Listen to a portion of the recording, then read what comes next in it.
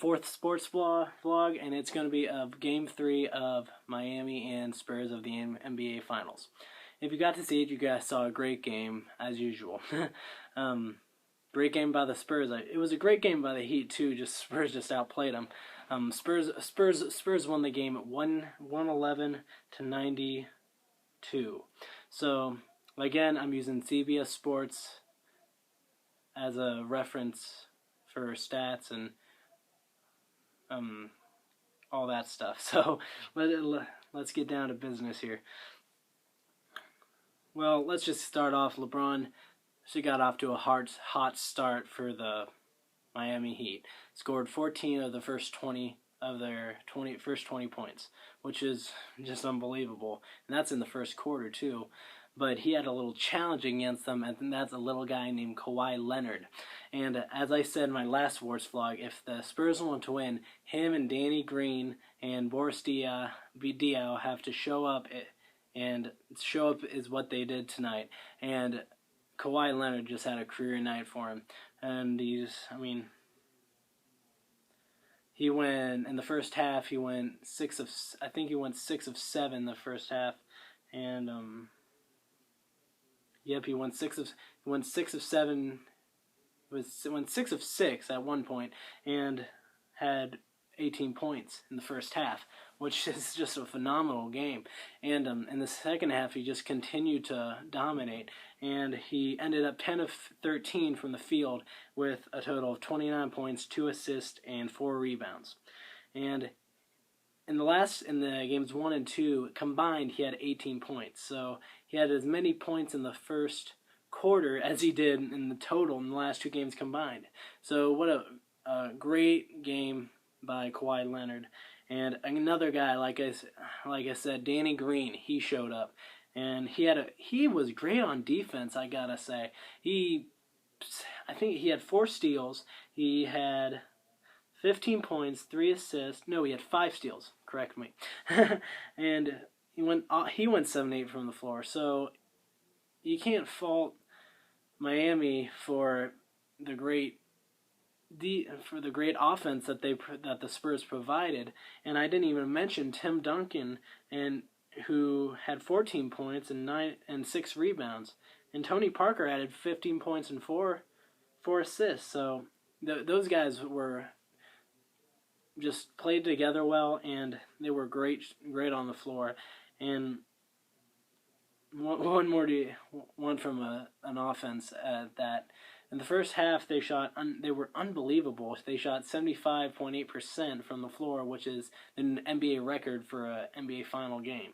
And Miami they were down almost. I think they were down near 20 at half.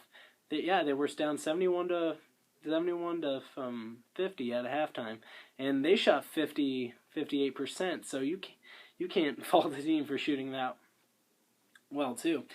But the thing that I thought that got Miami in trouble was turnovers. If you look at the turnover margin, San Antonio had 12 turnovers while Miami had 20. And that's what I thought it was a game changer. That third quarter, the Heat started getting back into the game, but because I think San Antonio started to get sloppy with the ball and forcing up shots, and Miami just started getting on a run. And I think they were starting to get angry with calls and just trying to drive in and just get fouls, and they got blocked or got stripped of the ball. And that's another thing that I want to say. The Spurs got off to a hot start because of their attacking the rim, which I thought was a great change of pace for them after last game, Game 2, when they were relying on the 3. And this game they shot 23s. They made 9 of them, but I think despite that, the attacking was a big factor in their win tonight. But let's go through the stats. And from the field, they shot 38 of 64, 59%, which is down from what they had at last time, which I said in that third quarter is when things started to get sloppy for them.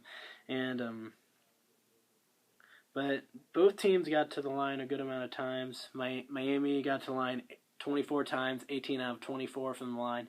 And Spurs, they shot a lot better from the foul line tonight. They shot 60% in Game 2. Tonight they shot 81%, 26 of 32. So they picked up a pace there too.